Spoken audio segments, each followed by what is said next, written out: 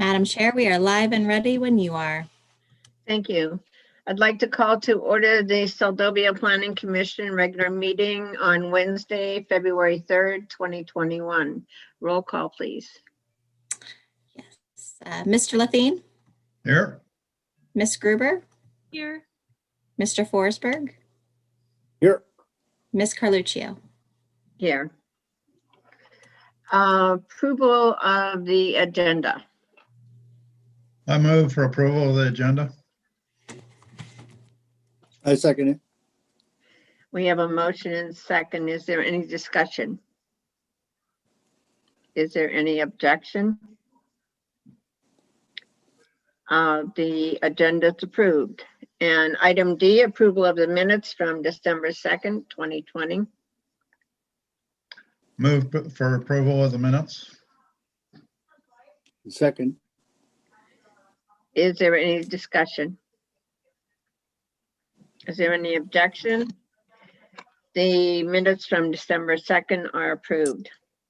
Public comments regarding items not on the agenda. Is anyone in the public right now? There is nobody in the public right now, Madam Chair. So we will move on to, there are no public hearings and no consideration of site plans, so commission business.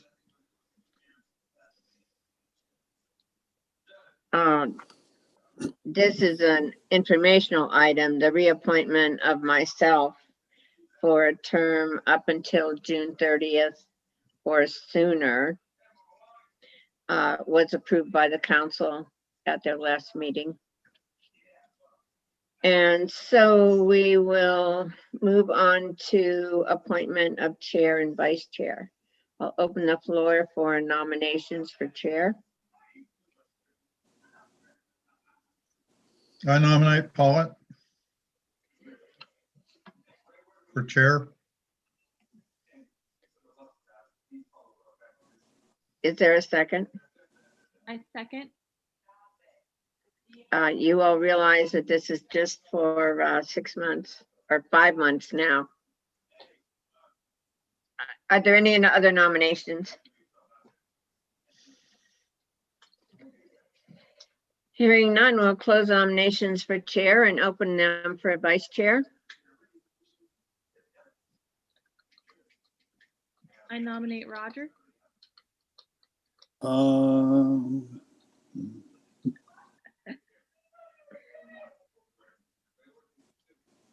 Roger, you can decline if you want to. Yeah, I'm gonna decline.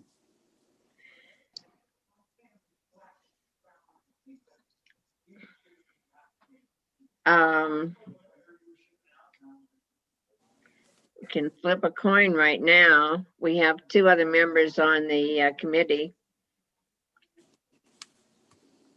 Excuse me, commission. I'll nominate Kathleen.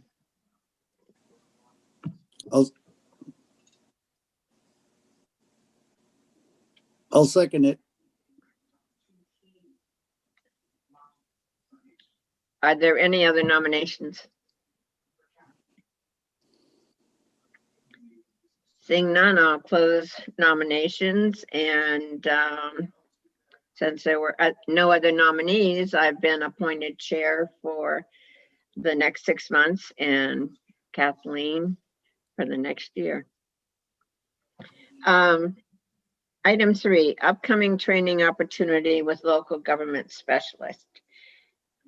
Did you all get to read that information in the packet? Yeah, looked at it, yes. And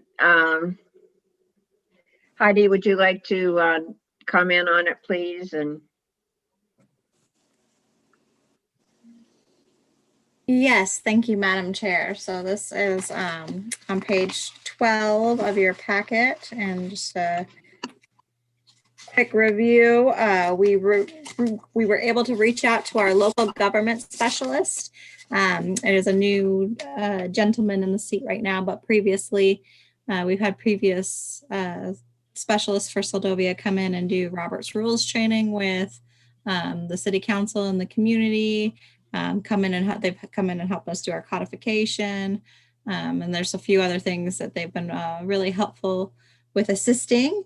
And after speaking with Mr. Congdon, he was willing and happy to come in and do a virtual training with the Planning Commission when it comes to Title 17 and Title 18 and what that means for your guys' positions. So in the interest of that, would be great to have the commission consider what questions, if any, that they would like answered at the training that we can forward to him, and then we can set dates to be able to facilitate that meeting. Have you given any consideration to when you would like that meeting to take place? Well, knowing that we have 2, possibly 3 open seats coming in the very near future, it would be nice to be able to have that training once we have our new members on. And I know that our city manager, Ms. Friedlander, is working on a plan of attack that she wants to include the Planning Commission as a review committee for the Seldovia comprehensive plan, and that's coming as a resolution to the council meetings Monday meeting this coming Monday. And with that permission, I know she would like to solicit more people from the community to help with that review process and hopefully bring new interest and a new light into the Planning Commission and what you guys do, because you're an important part of this community and the city. So hopefully with that light brought in, we can get some renewed interest. Comments from the commission?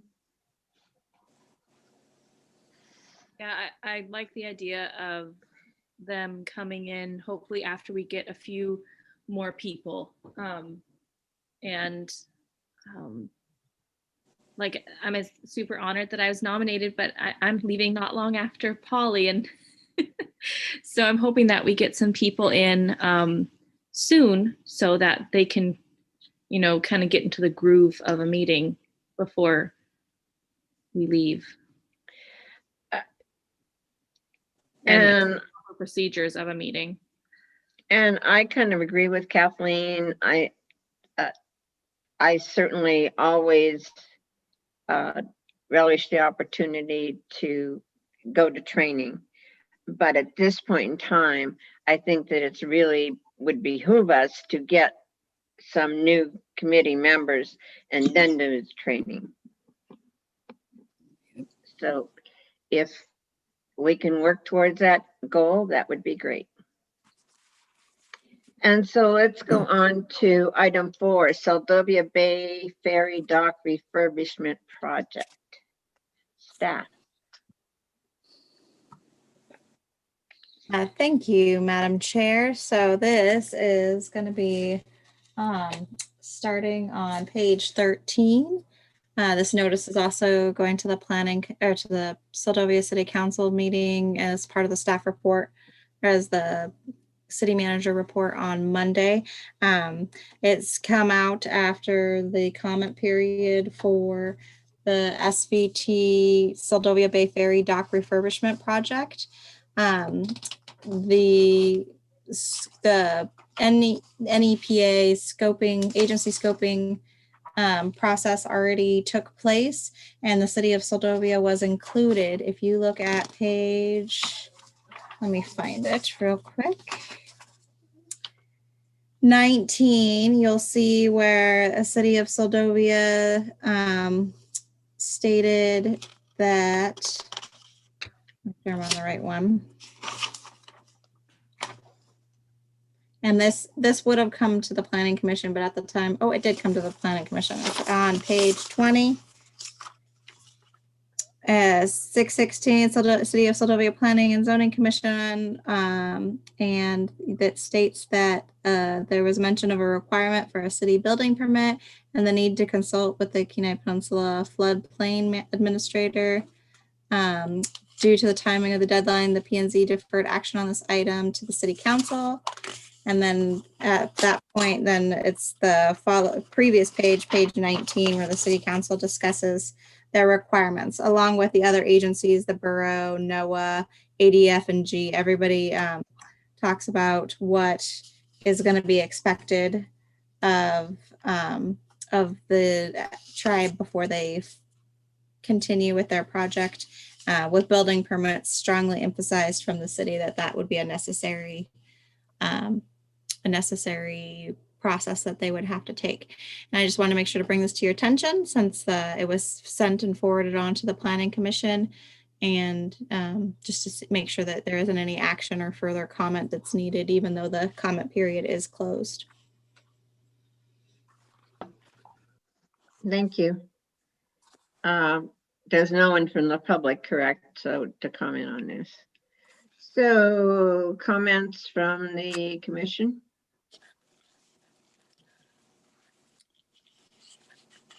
I don't have page 19. Mine goes from page 18. There's that big fold out, and then it goes to 21. So I'm missing that one, I guess. Well, I think the big fold out is the one. Oh, Yes. okay, okay, okay. Page 1 of 2. Yes. That is also page 19. Okay. Now I got you. I did look at it a little bit earlier. Okay. We're talking about the flexi float down there. Is that what we're talking about? Yes. Right. Is that thing ready to go? It's been sitting there a long time, right? From Roger, from what they're proposing here is they're going to turn the dock 90 degrees so that the wide part is facing the land.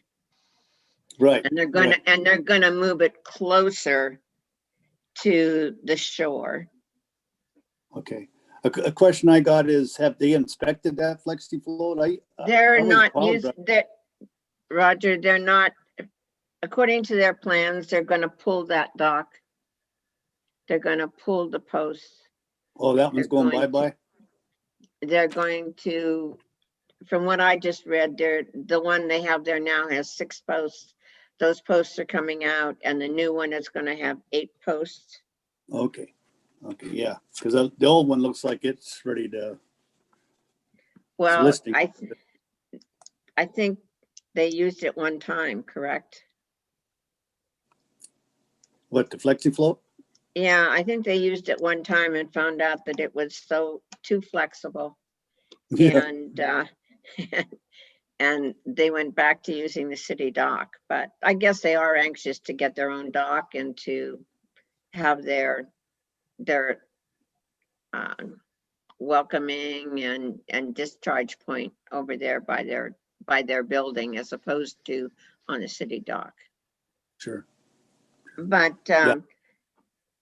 so we'll have to wait until we get their building plans before we can move forward on this, correct?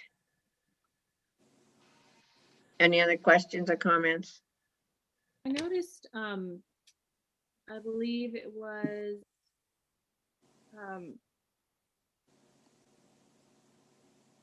reading through this, they made a comment about what kind of material this dock will be made out of. I believe who was this Brian Blossom, I believe. Is that already listed? I was looking through the packet. And I It's couldn't find. actually, Kathleen, that's not in our purview. The only thing we're concerned with in the building permit is that they meet the regulations of positioning and how far it is from their boundaries. We really don't have any input. The Planning Commission doesn't have any input onto concerning what materials they use. As long as the only thing that we say that our code says is that they have to be in compliance with all the federal and state regulations as far as building a deck. that they're, that a platform, a loading and unloading platform that they're going to use for passengers. They just have to follow all the guidelines. Yeah, I was just very confused because looking at the pictures, I kind of got it, and I figured they just use the same thing that they used before. But then I was reading that part that the Kenai Peninsula had said, and I was like, well, are they using something different? What's this going to look like? I just, when I originally went through it, I was kind of just like, well, this is just going to look like a normal dock. And then I was reading that and I was like, well, is it just going to look like a normal dock? I was a little, I don't know. I was like, I'm just weirdly confused by this. Maybe I'm thinking about it too much because the first read through, I was just like, oh yeah, but then the second read through, I was like, wait a second, what are they saying? Any other comments?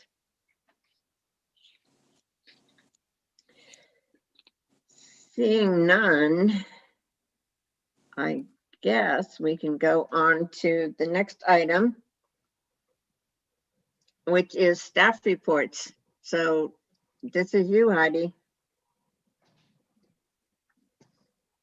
Well, thank you, Madam Chair. So for staff reports this evening, number one is the Seldovia Municipal Code codification. After all of your hard work on Title 18, it has been codified into the Seldovia Municipal Code book. Yay! Thank you, guys. I know that was quite the chore. So I did give paper copies with Roger and Kathleen, and I have a paper copy for Chris and Polly, but I haven't seen you guys yet. And it is on the website. So for anybody's perusal, that land use table was in the book and already in use, because that brings me to the next item, which is a conditional use permit has been received. And I was going to send out notice early this week, Monday or Tuesday. But upon further review of that application and correspondence between the city manager and the company that has applied for the conditional use, there's the question of possibly putting it off until April. I wanted to ask for your guys' consideration. The conditional use, for your information, is for a cell tower site. And the question of putting it off until April is because historically for tied land leases or any kind of permitting, the city requires those additional permits to be received before approval of a permit from the city side. And during that correspondence, it was discovered that they are still in the process of receiving their FAA permitting. They had sorry, I'm fumbling my words tonight. They had a survey and it went to the first step for the FAA process. And so then now it's got to go to an FAA determination, and that's a 45-day process. So knowing that it would give the public a chance to be able to comment on any of the requirements that might come about from FAA's approval, and having that included in the conditional use may be more beneficial to the community if the council would be willing to wait to hear that consideration until the April, I think, 8th meeting. I wrote it down. Go look at it. The April 7th meeting. So we have all the pieces, hopefully. It makes sense to wait until we have all the information before you start notifying it. So this is for a tower.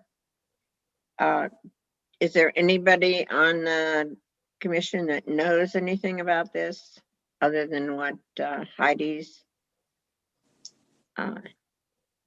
put out there?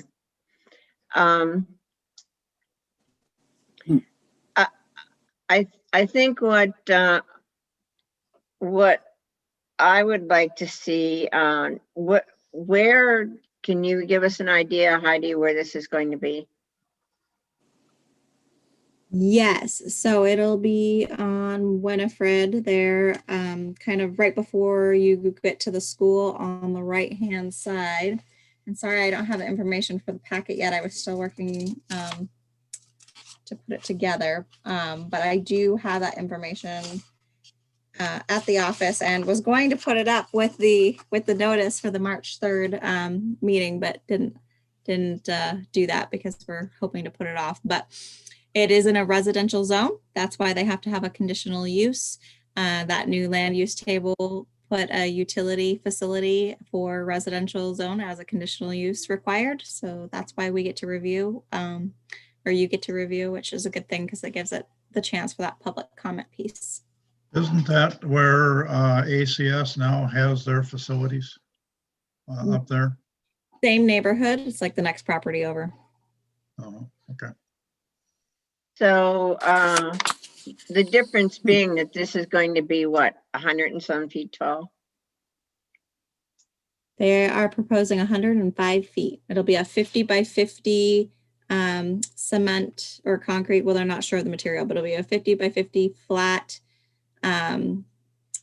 level Base. ground tower. Yeah, with a tower that goes 105 feet up.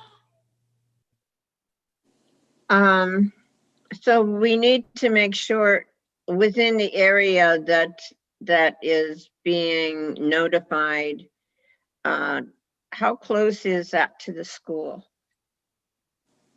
It's within 300 feet, so the school will receive a notice according to the code now. But if the planning commission wishes to extend the area for notification, we can do that as well. What's the feeling, comments?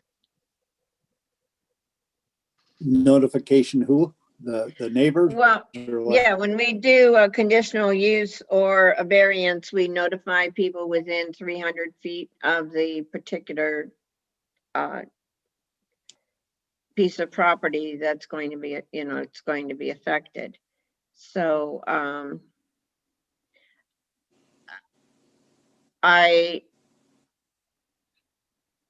know that Seldovia is itching for a new tower or for a tower so that we can have some better communication.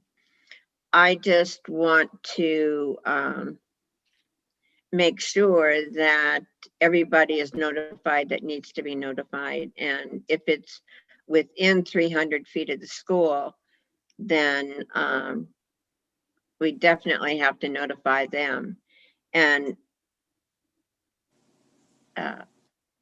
from past experience, in some towns when towers were to be located close to schools, there was some objection. Sure. I'm not saying that they didn't ultimately get up. I'm just saying that there was some objection. And so we want to make sure that everybody's notified so that we don't get a tower halfway built and then end up with some kind of an injunction or a lawsuit or something like that. Now, how are the objections handled then? I mean, Well, no, I mean, I'm just saying that there has to be a public comment period where people can Right. come to our meeting and voice their opinion for or against. And Right. then we ultimately make the decision whether we're going to give them the conditional use or not. I if hopefully this doesn't happen till April, because hopefully we'll have some more people, because I may have to recuse myself from that vote. Kathleen, you could barely hear you. Can you hear me now? A little bit better, yeah. I may have to recuse myself from that vote. So hopefully we'll have some other people on the planning commission by that time, because I'm pretty sure I'm within 300 feet of that. So I don't know if you would have to recuse yourself because you're within 300 feet. I don't know.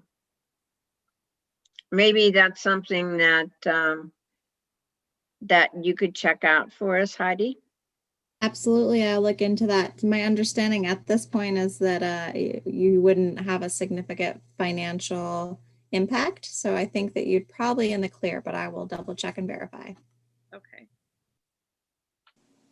I mean, if they were putting it on your property, that would be different.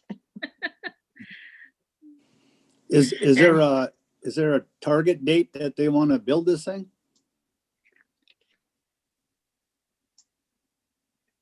Yes, on their building application, there is a date and I can't remember off the top of my head. I apologize. Okay. Well, we can't move forward until the FAA does their part of it. And, yeah. and that's because of it being, does the FAA get involved in all towers, or is it just because it's so close to the airport? And yeah, we don't know. Okay, any other questions on this? Okay, let's move forward to item 3, an update on Mr. Cole's variance permit application. Yes, thank you, Madam Chair. So I did put that information from the last meeting that was canceled. I put it was in the laydown, and so now it's in this packet. And let me find it. The correspondence between him and the city and the city manager's memorandum from her meeting with him, as well as on page 21, he did write a letter on January 26th stating that he's been in contact with the fire marshal in regards to codes and regulations as they pertain to bed and breakfast, VRBOs, and egresses. And the department is working on recommendations for the structure. So the city manager remains in contact with him, and hopefully we have updated information for the next meeting. Okay. Any questions for Heidi on this? And item 4 is we've kind of already covered this, unless you have anything additional to say about the floating. Oh, I'm sorry. I'm sorry. I can't believe I read this over before the meeting too. And here I am thinking it's the same thing. It's not. You have an application or a letter from somebody for a floating dock from Mr. Showers. Yes, and I included that in your packet just so for the commission to be aware of that we did receive an application from the Army Corps of Engineers for a floating dock. I also sent out a letter to Mr. Rogers just explaining that the dock would require a building permit. So I haven't heard back from that, but I wanted the commission to be aware that that was in the process. And on that note, I did receive a second letter from the Army Corps of Engineers today for different properties dock as well. They have a building permit on my desk currently that I'm waiting back for some information for them, and then that will be passed to one of the commissioners to review. But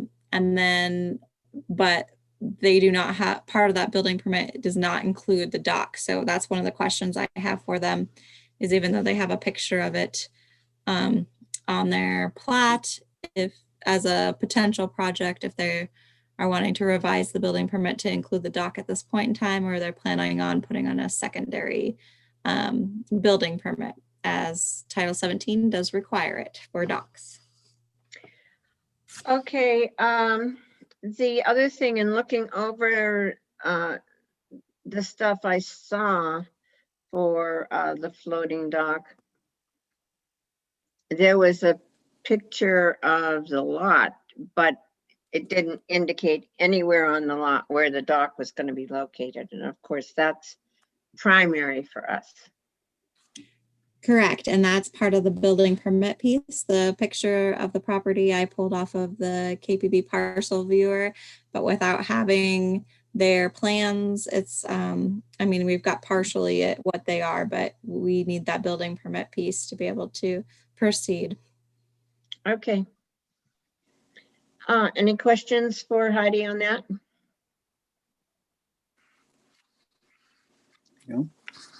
And item 5, Heidi.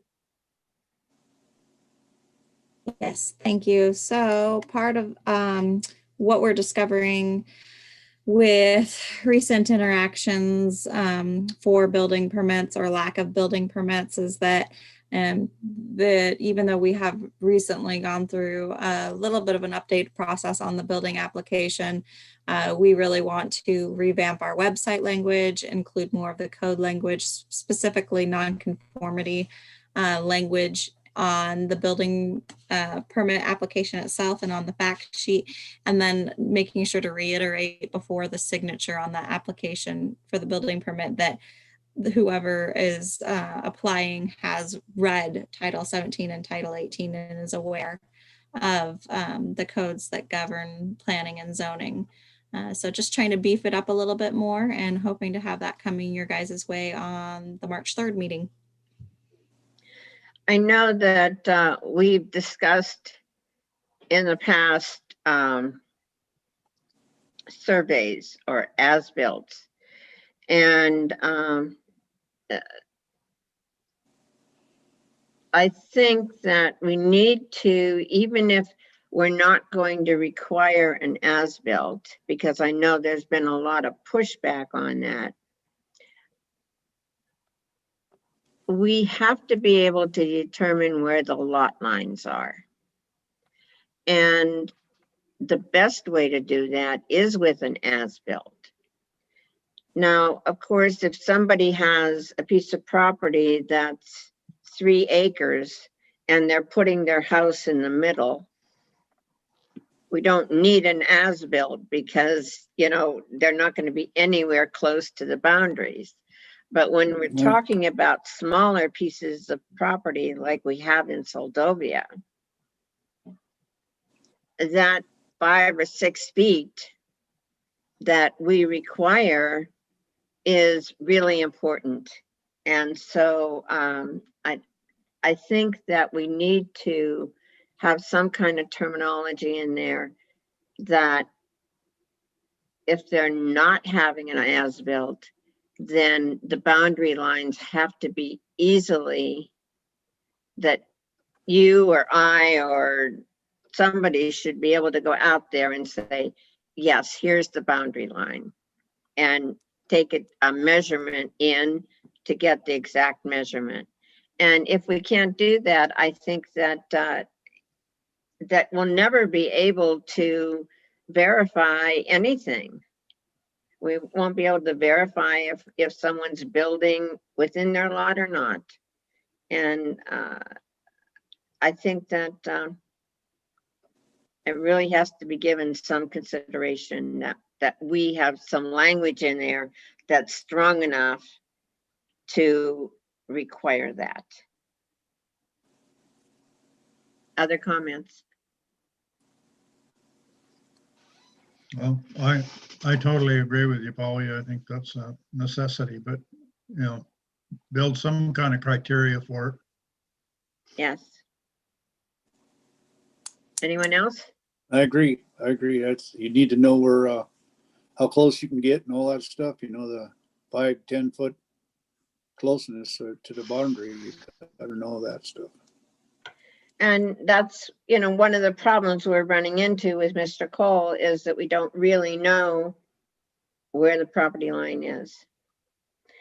And other things, informational items not requiring action, none. Or comments of the public, none are here, so there are no comments. And comments of the commission. Roger?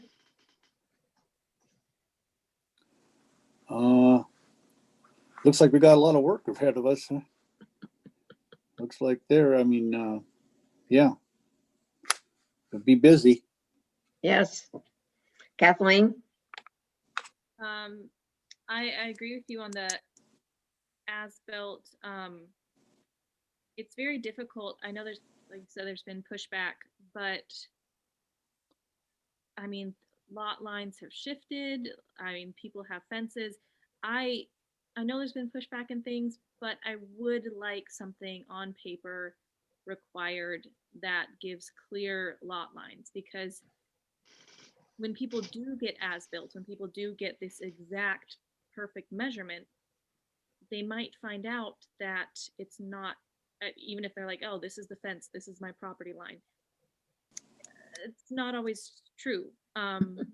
So I think that it wouldn't be out of bounds to require an as-built is my way of looking at it. And it would help the homeowner, it would help the property owner, and it would help us, really. So, Yes. Thank you. Chris? I'm hoping that Jeremiah, our new mayor, is able to recruit some more people in the community to serve on the plan and zoning committee.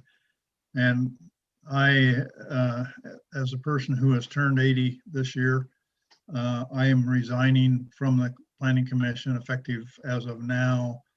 I won't attend another meeting. And I hope that Jeremiah will get on board and get some people to step up and be involved. Well, Chris, this is a big shock. First of all, that you're 80. So happy birthday. And secondly, that you're resigning from the Planning and Zoning Commission. This actually is a big hit, because you're gone, I'm going to be going, Kathleen's going to be going. Roger, you're going to have to carry the torch. But Chris, I want to thank you for your service. I really appreciate you stepping forward these last few years and being on P&Z. And thank you very much for your service. Yeah, thank you. I appreciate that. Thank you. And my comments are, thank you all for coming tonight. I know it's been short and sweet, probably the last short and sweet one we're going to have, but we'll see you at our next meeting, at our next regularly scheduled meeting on March 3rd. Once again, thank you, Heidi, for all your work in putting this together. And with that, I'll entertain a motion to adjourn. So moved. Yes, so ordered. Good night, everybody. Good night. Good night. Have a good Good night. one. See you later. Bye. Bye.